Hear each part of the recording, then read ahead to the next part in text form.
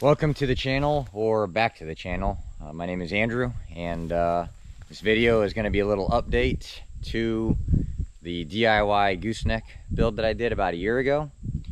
And the video doesn't actually start here, it's going to start a couple months back. So let's head there momentarily.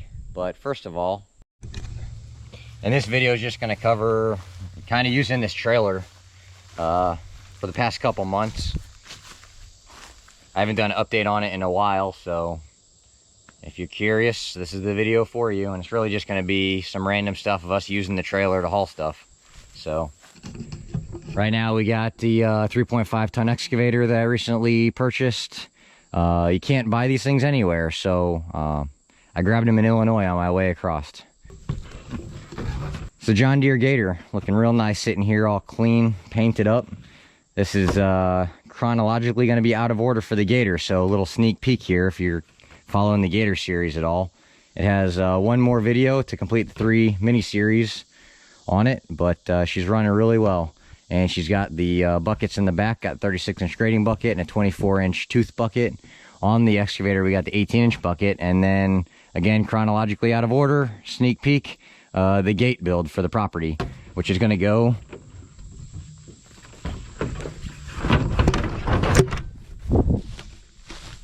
I'll just edit that out. I definitely didn't fall. Ugh. Which is going to go right here in between these stakes. Let's see, also on the trailer here we have some Trax Plus tracks for the skid steer. So Raptor haul's awesome. Airbags in the back, add-a-leaf. Didn't really need the add-a-leaf with the airbags, but when I did the add-a-leaf, I was able to go from a 2-inch lift block that Ford puts on these to a 1-inch lift block. So less lift blocks, better. And I've got a separate video on the rear suspension setup on this and then the gooseneck install. You can see when I travel like this, like the trailer, like I said, it's a heavy trailer. It's not an overloaded trailer, but I'm prepared, and you'll see in this video where that gets me. But up here I have the generator and the air compressor, which comes in clutch. So yep, tune in and check it out. But I gotta get some of this stuff unloaded. Poof, back like 2 months.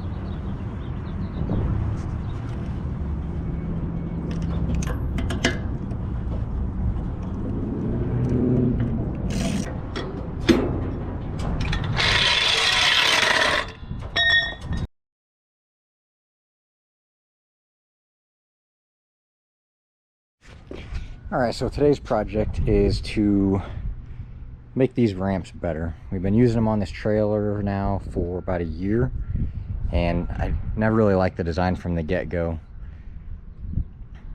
The legs kind of blocked the taillights when they were in like the up position with the ties that went down.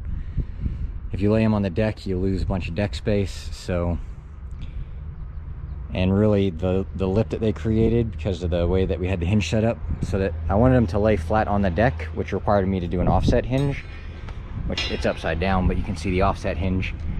Well, because of that, every time I would come off the trailer, it's like a 2.5 inch drop.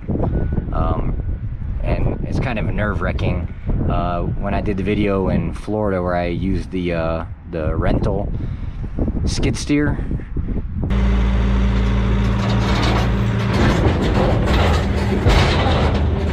the track machine, it gets that fulcrum, and then it like slams down because there's not like a smooth transition, and that just added to like the excitement coming off that trailer. And then having those middle legs that are supposed to kind of give them the support in the middle of the ramp, because it's a folding ramp, they sunk down in the dirt. So with those ramps, you got to carry like a 2x4 at a minimum, wide enough so that you can prop up those legs. And like I said, you got that point where you get over there with the track machine and it wants to drop. And then I just brought my new excavator home the other day and did the same thing coming off of it, where I got to that point and then it almost felt like you wanted to go over. And I know there's different ways that you can unload and load those and keep the bucket to your rear to catch you if needed. But the long story short is, I didn't like those ramps. I think they sucked. And they were really never meant to be permanent. That's why they're all rusty, because they never got paint, because as I was building them, I decided that I didn't really like them, so they were going to be temporary. So the plan now is we can't load them front, like rear to the front of the trailer, because I have my axles tucked up so tight to the frame that if we were to throw like an extra 4 inches in there of like ramp tuck, like slid underneath the frame, the axle tubes are gonna make contact. So what we're gonna do is we're gonna come in the side instead, and they're gonna be kind of heavier ramps, and you're gonna have to like drag them around. But now I can make like 8-foot long ramps, so they're gonna be a lot more useful, and they'll be solid. I don't have to worry about any middle supports or anything like that. It'll be less of a steep angle for loading and unloading, and then you won't have that lip, that 2-inch lip, because the other problem is when I took it to Florida and we're pulling that Suburban on, or the Tahoe,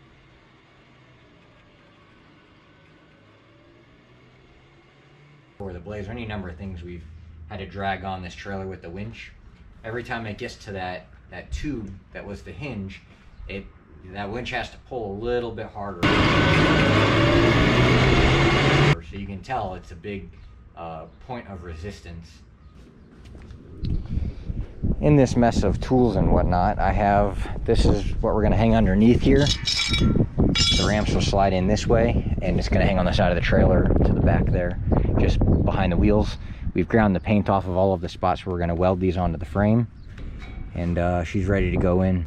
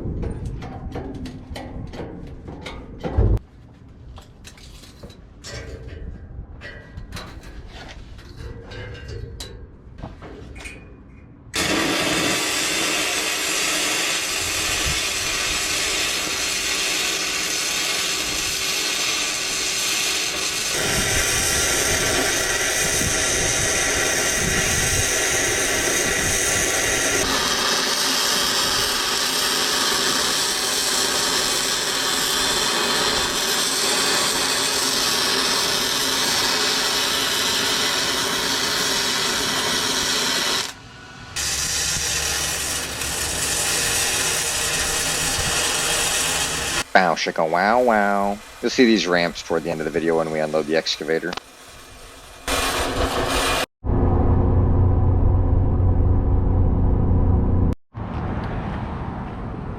Nice blowout.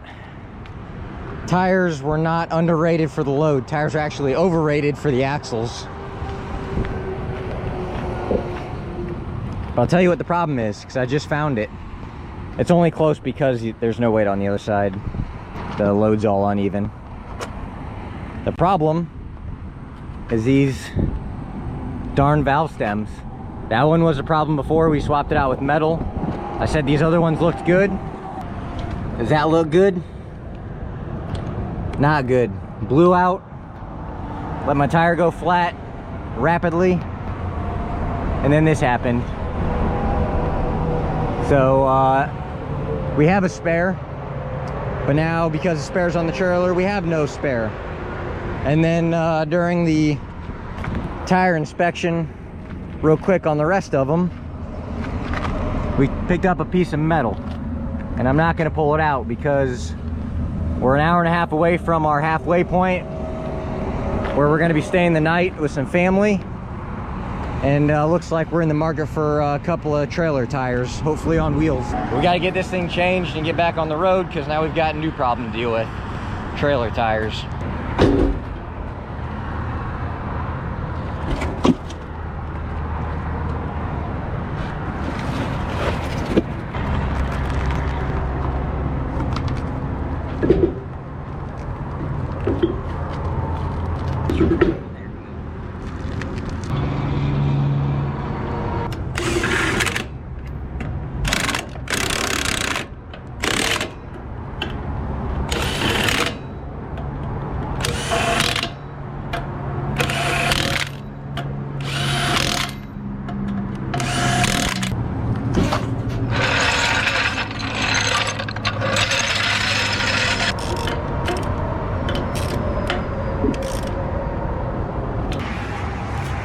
Well, this is where we're at. It's not going so well. We got tire spoons and licorice. Walmart 243 in Wentzville, Missouri. Your tire center is. So I call Walmart up here in Wentzville, Missouri. And the guy says, yep, I got two. It's like, all right, I'm on my way. I see you close at 7. Can you mount those up for me? And he says, if you're here by 6:30, I'll mount them up for you. So I get there by 6:26, carry these things in from the parking lot. I already had them removed from the trailer, ready to go. Walk in with 2 tires, or 2 rims for 2 tires. And the guy's like, ooh, sorry, took our last customer. I was like, man, come on. I literally just spoke to you 2 minutes ago. And you said if I'm in here by 6:30, you'll mount them up for me. The guy says, ooh, yeah, sorry, no. I was like, come on, man, I'll throw whoever mounts these tires an extra 20 bucks. Walks back, talks to the techs. None of the techs are interested. I was like, come on, man. Like, literally, I'm going to be stranded here overnight if I can't get these tires mounted. And you guys don't close for 33 more minutes. Dude refused to help me, so this is where we're at. I ended up buying the 2 tires off of him anyway because I need them and I have no other choice. Everybody's closed at this hour. All right, so we need to break the bead off of that tire. We're gonna try and use this giant bead breaking machine to do that.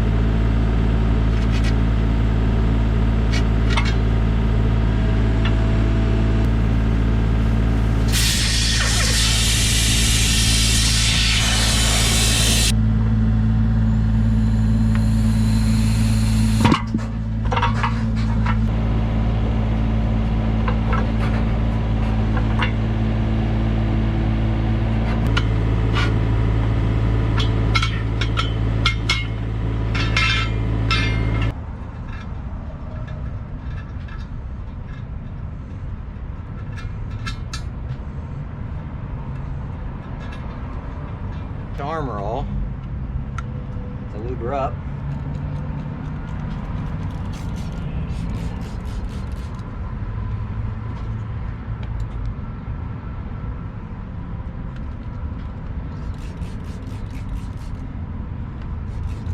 Hopefully that makes it go a little easier.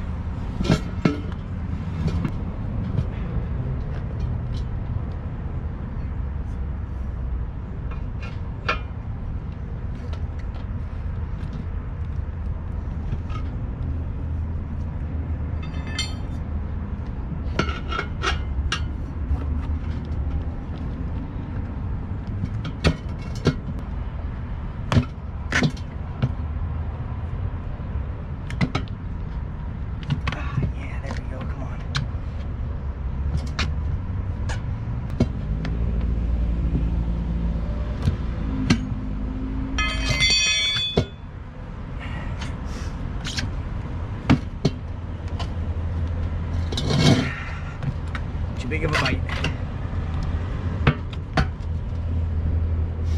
We're almost there. She wants to go on. There she goes.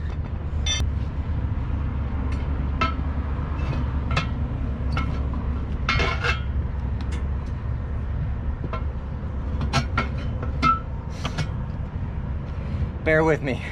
I'm fatigued.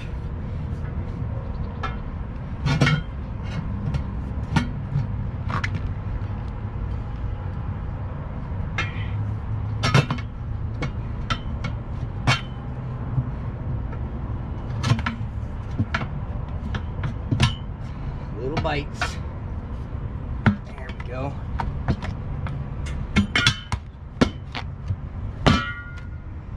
Yeah. Air compressor and generator. Because I've been through this kind of shit before.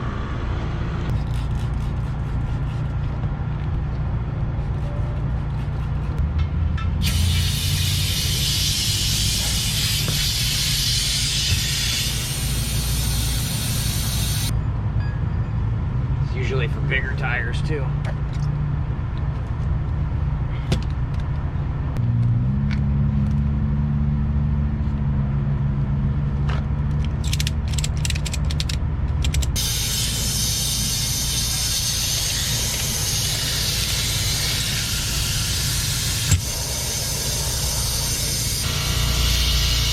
All right, we're going shopping. All right, well, this is about the most dangerous and stupidest way to see the beat. But sometimes, it's all you got.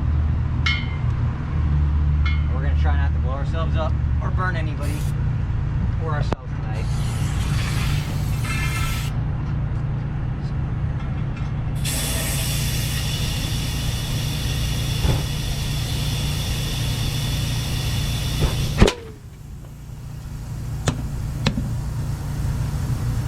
You gotta keep the air to it because it's gonna want to vacuum.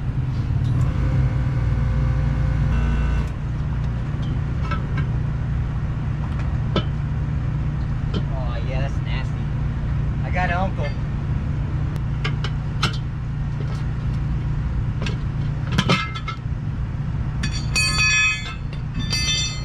I got this uncle and he says, don't use that crap. Tire slime is nasty. The first time you have to take one of these tires off by hand, you'll never want to use that stuff again. Look at that everywhere, man. Just chunks. I know it's what it's supposed to do, but now it's a mess we got to deal with, which we're not going to deal with it. We're just going to slap a tire on here, change out that valve stem, and keep moving forward.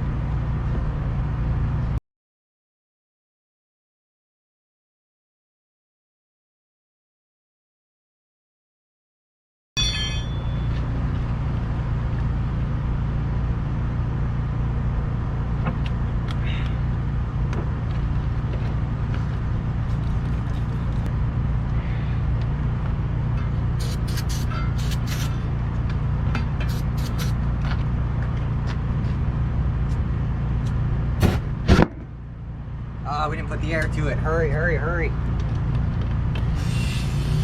Ah, we lost it. That's what I'm talking about.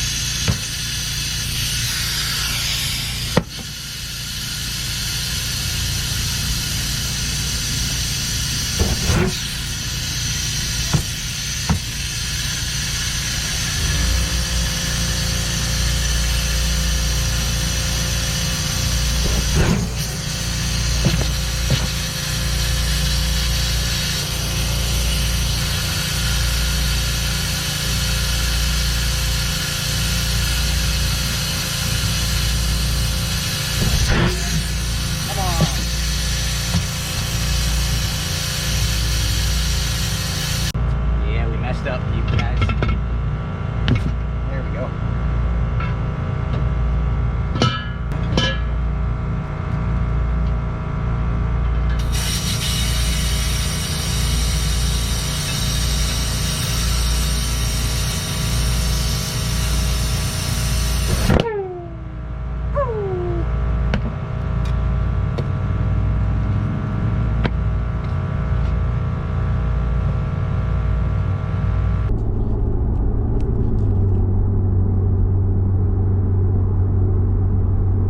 So after that whole debacle at Walmart, we ended up getting to Illinois, and I was able to source 4 of these Hercules H901 tires. And I wrapped them around some brand new Daystar steel wheels as well. Turns out my original wheels that came with my axles were underrated. So now we're good to go on that.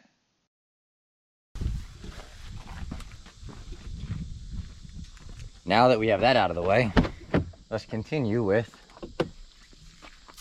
the rest of this video. This place is infested with ticks.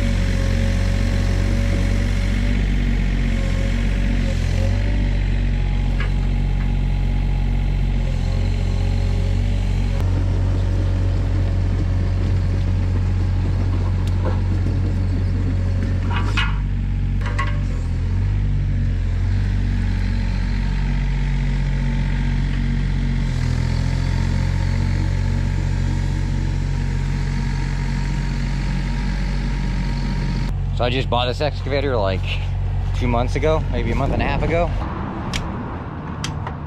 There you go.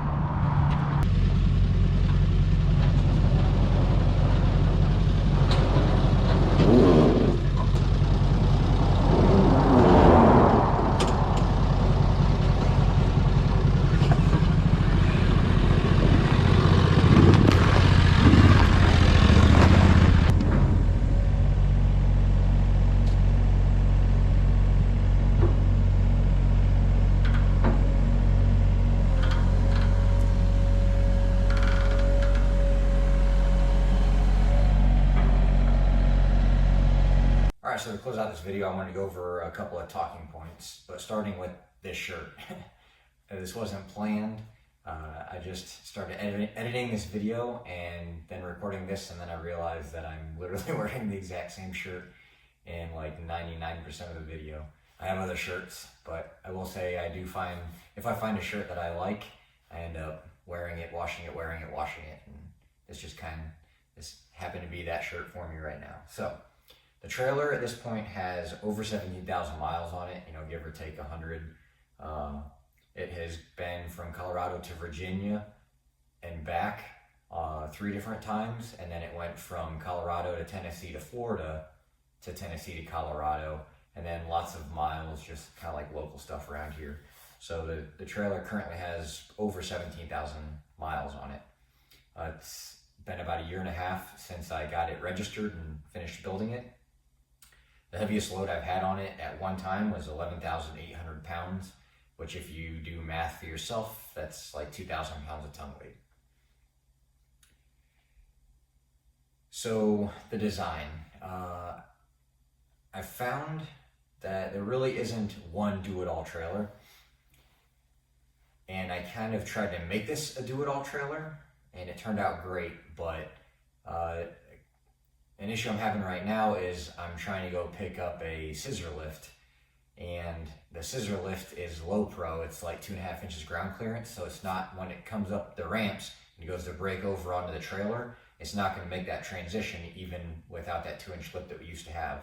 So I tried renting one of those lay down trailers, or lay on the ground trailers, whatever they want to call them, but those are really hard to come by right now too. So that's going to require some creativity, but that's an example. So I could have done a dovetail, and that would have probably helped with this situation, but a dovetail is going to drag on stuff when you take it off road. This trailer's also seen a lot of time off of the beaten path, hauling steel through a field. When I built my mom's loafing shed, I've hauled stuff that I haven't recorded for work, and that required me to go on some kind of off-road trails to drop vehicles off in random places.